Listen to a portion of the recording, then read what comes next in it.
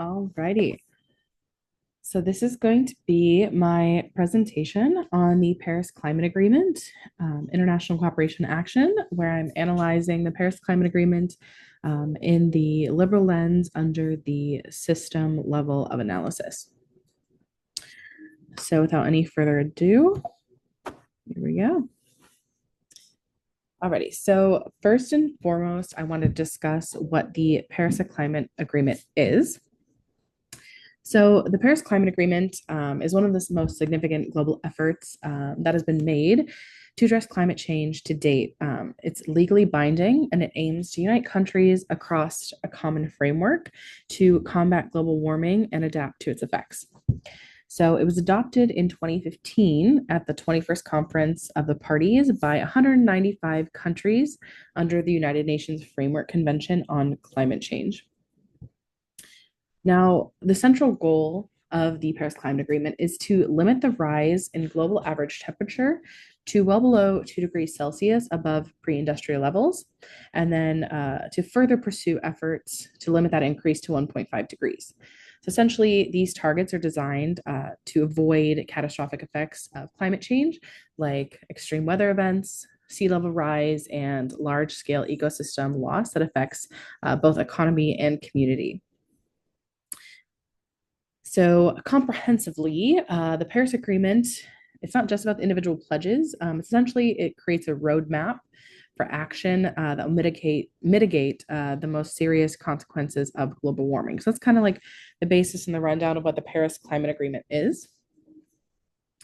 Next, we're going to move on to the implementation of the Paris Climate Agreement and essentially how it plans to do all of the goals that it has.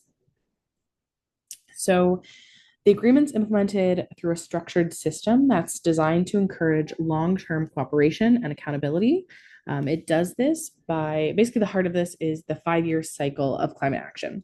So every participating country is required to submit updated climate targets, which are called nationally determined contributions, which are NDCs, you can see. These targets essentially outline how each country plans to reduce their emissions and adapt to climate change. So, in addition to those NDCs, countries are also encouraged to submit long term low emissions development strategies, which are known as LTLEDs. And these basically outline a broader, more long term path towards sustainability, and they kind of look beyond that 5-year cycle. Another huge part of this agreement is establishing where the financing comes from. So essentially, developed countries are expected to take kind of a lead in providing financial support to developing and climate vulnerable nations. The funding is aiming at mitigation and reducing emissions and adaptation in order to build resilience to these climate impacts. So also on the technology side, the agreement includes a technology framework, and basically this is a development and transfer of clean technology, which is done through a technology mechanism. Essentially, it supports innovation, especially in developing countries, in order to get them the technology they need to pursue green solutions. This agreement also emphasizes capacity building, which is essentially strengthening the ability of countries, especially countries that don't have as many resources, in order to help them respond to climate change effectively to impact the global scale. Another big part of this agreement is transparency. So they've put in an enhanced transparency framework, also known as ETF, and it's essentially meant to standardize how countries report their emissions. So it reports the emissions and progress and different climate actions that these states are taking. And then that information is subject to a technical review and peer discussion. And then that information is made available to all of the member countries. And kind of as a result of all these different mechanisms that are in progress, we've already seen nations start to pursue low carbon solutions. We've seen the emergence of new energy markets, new green energy markets, and many nations have adopted carbon neutrality goals. So that's kind of how the implementation of the Paris Climate Agreement works. Now we're going to move into analyzing it through our IR theories, starting with liberalism. So kind of first and foremost, liberalism is an IR theory that states that that states are rational actors. They're not motivated only by power, but they also respond to a very wide range of interests. Now, those interests can be economic growth, stability, public welfare, and in the case of the Paris Climate Agreement, we're talking about environmental survival. So this is a shared existential threat. No country is immune to climate change. No country can act in an isolationist way because it's such a global scale issue. And this is a shared risk. And so essentially, this shared risk encourages cooperation, even among rival countries such as the United States and China. Prior to the implementation of the Paris Climate Agreement, you had the United States and China that came together to make a joint climate commitment. So in 2014, at the time, President Barack Obama made a commitment on behalf of the United States to reduce greenhouse gas emissions by about 28% by 2025. And then you had the leader of China, Xi Jinping, who agreed to peak climate emissions by 2030 and increase utilization of non-fossil fuel energy to about 20% by 2030. And that was a joint commitment that they made in an effort to promote collaboration and cooperation on an international scale, which fits very well into our liberalism analyzing of this agreement. So then, in addition, we also have institutions. Institutions play a huge part in this topic here. So we have institutions like the United Nations Framework Convention on Climate Change, which is a huge part. They reduce global anarchy by providing rules and structure and processes for cooperation. So in the context of climate change, they basically help countries negotiate targets and report emissions, share progress, and build trust, all of which is a huge part of the liberalism theory and promoting that global cooperation. Another major kind of liberal idea is economic interdependence. So countries today, every country is very deeply linked through global trade and manufacturing and technology network. These climate change risks also threaten, supply chains and food systems and economic stability. So it's very rational for these states to cooperate. Effects through one sector is going to make drastic impacts across every nation across the globe. So it's very important that these states learn to cooperate through the liberalism theory. And kind of lastly, liberalism highlights the role of global civil society. So international politics isn't just about being shaped by governments. It's also influenced by NGOs and scientists, corporations, and civic leaders. So all of these actors basically put pressure on states to take climate action and to uphold the shared standards that are set by these actions. So comprehensively through this slide, we see that liberalism basically offers a framework for understanding of why something like the Paris Agreement could even exist in the first place and why we could see it thrive in our world today. Next, we're going to be moving on to the level of analysis. I've chosen the system level. So basically, the system level is a very macro lens when looking at international relations. So rather than focusing on individual states and leaders, it kind of looks at a much bigger picture. So kind of talking about global systems and what how those global systems shape that state behavior. So we can also look at global institutions in terms of looking at how states relate to each other, the rules that they operate under, and how the structures of power and institutions influence everyone on that global stage. So we have institutions like the UNFCCC, the Intergovernmental Panel on Climate Change, the Green Climate Fund, and even the European Union in some capacity. That help define these expectations. And they provide basically a negotiation forum and offer somewhat of an enforcement mechanism. Obviously, on a global scale, under the liberalism and system level, there's no enforcement mechanism in place. So this kind of allows us to have somewhat of an enforcement mechanism on this level. And it kind of shapes essentially basically an architecture of global governance to shape how states behave. So at the system level of analysis, we can also look at alliances, treaties, and trade networks, like the Paris Agreement or, for example, the World Trade Organization, and they help define acceptable behavior, like respecting borders or committing to emissions reductions. A major theme here is economic interdependence. So countries are embedded in this global supply chain, and they're reliant on shared energy markets, and they're influenced by collective investment in clean technology. So if climate change disrupts trade, or for example, if it destroys ports or agricultural output, the whole system is affected. And finally, for this slide, we're going to be looking at how this is a system-wide pressure. So as more countries and corporations shift towards sustainability, you see that others are compelled to follow. So it's a big system-wide pressure to move towards greener solutions and climate change action, not simply just kind of for the ethics behind it, but also to stay competitive in those markets and avoid isolation. So essentially, the system level view helps us understand how rules and relationships and pressures of the international system influence what states choose to do about climate change.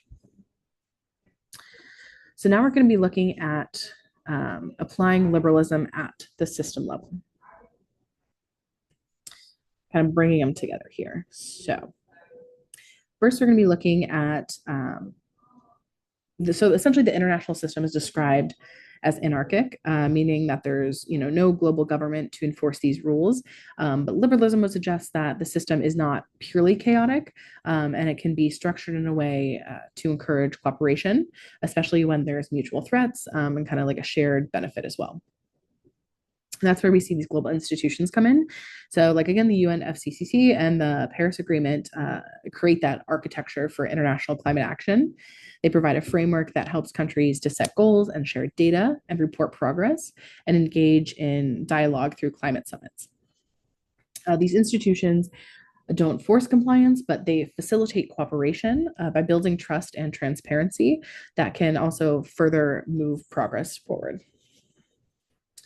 Liberalism also emphasizes the role of interdependence. And, in the case of climate change, it's especially true here. It's a huge global issue. It's not an isolationist issue. Environmental problems, they don't stop at individual borders. So whether it's wildfires or rising sea levels or drought, climate change, it's a borderless threat. And it creates these shared risks, which create shared incentives. So you have the classic liberal dynamic where states cooperate because they have to.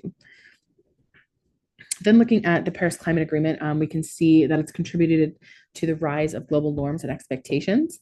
So it established kind of a normative baseline that every country should be taking climate action, and kind of emphasizes the progress should be continual, and kind of puts carbon neutrality as the long-term goal. And again, pushes forward this progressive improvement at the heart of the movement, which is also at the heart of liberalism, which and saying that cooperation gets stronger over time as trust and norms and incentives build. And one of liberalism's most important contributions is the recognition of non-state actors. So you have NGOs and scientists and corporations and transnational advocacy networks that help drive everything forward. So you have technological innovation, you have grassroots organizing, and all of these actors help influence governments and shape global behavior, even across national lines. So liberalism at the system level helps us understand why international climate cooperation happens, even though the system may be anarchic, but it's not totally ungoverned, not totally chaotic. The institutions and norms and shared risks and global networks work together to make cooperation possible. To kind of like summarize this slide here, liberalism gives us the why, kind of the motivation for cooperation, and the system level analysis gives us the how, like the structures through which cooperation can be achieved. Together, we can see international agreements like the Paris Climate Agreement, and that create this outcome for evolving global systems that lead towards collaboration, and they reinforce shared norms and make climate cooperation like a rational and structured response to a large global threat. So kind of looking at the key outcomes and the present dynamics that we see since the implementation of the Paris Climate Agreement. We've seen very significant momentum, not just in policy, but also in like global norms and markets and expectations. And so there's been this huge global norm shift. So climate action is kind of no longer seen as like an optional thing for a state to do or an organization to care about. It's an expected part of a responsible international behavior. Countries are under pressure to align with shared climate goals. And that pressure comes not just from governments, but also from businesses and activists and international institutions. A major outcome of the Paris Climate Agreement has been net zero targets. So you have major players like the United States and China and many other countries that have committed to reaching carbon neutrality. These pledges represent not just environmental priorities, but also, economic strategies for staying competitive in a very carbon constrained world. We've also seen increased ambition over time, especially with our NDCs. They continuously trend to be more ambitious than the last, which is a great sign that this framework is building that collaboration and encouraging a very progressive movement and an interdependent network moving forward. Another major shift we've seen has been the surge in green technology investment. So we've seen a widespread growth in areas like electric vehicles and renewable energy, as well as carbon capture and vertical farming. We've also seen like green architecture and waste to energy systems. And all of these developments show that the private sector is responding both to like regulatory signals and also market opportunities presented by the Paris Climate Agreement. Most recently at the Convention of Parties, the 28th Convention of Parties, we saw a global focus on the need to phase down fossil fuels, which is a huge turning point in such a carbon focused world. It's a great thing to see. And obviously there is still challenges that do remain, that are going to be moving forward. So the Paris Agreement, still lacks an enforcement mechanism. It depends primarily on transparency and peer pressure and reputational costs. There's no official enforcement, but it relies on countries valuing the reputational costs and the impacts that has on further movement for those state actors. Climate finance is another huge contentious point that's ongoing. A lot of developing countries are still waiting on funding from wealthier nations. And we're also seeing that also lead towards more geopolitical tensions. As we can see, there's current geopolitical tension between the US and China in terms of trade wars. But all of these things, kind of further conflict that affect like our global energy supply and those chains that continue to kind of complicate the cooperation there. But we have been seeing an overall trend towards global cooperation. So we're seeing the world moving forward toward a more cooperative and climate conscious international system. These outcomes, reflect a liberalism at the systemic level, and it kind of predicts that a global structure supported by cooperation will continue to succeed and thrive and progress forward and further that progressive collaborative movement. So kind of wrapping everything up in my conclusion here. So the Paris Climate Agreement has demonstrated that international cooperation isn't just possible, it's very probable. It's happening. It's currently what we're seeing and it's happening in our world today. Our global system is often described as chaotic and divided, but the Paris Agreement has been a landmark of achievement in diplomacy. Nearly 200 countries were able to come together to face this, huge global threat, and they continue to do so and cooperate and move forward in an effort to remedy that. By combining the liberal theory with the system level of analysis, we can understand why this cooperation occurs. So states act in their rational self-interest, but they're also influenced by institutions and global norms and shared risks and non-state actors.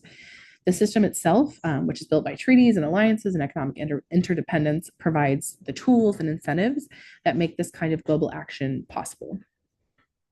So obviously the agreement isn't perfect and it doesn't guarantee success, but it does prove the point that when institutions are strong and when the stakes are global on this international level, and when diplomacy is prioritized, that we can act together on an international scale in the face of these crises. And so kind of a little final word to sum up everything here that I presented. In a fragmented world, the Paris Climate Agreement reminds us that diplomacy, not dominance, remains our best hope against global climate threats. So that is my presentation on the Paris Agreement and analyzing it through the liberal lens at the system level. I hope you've enjoyed. Thank you very much.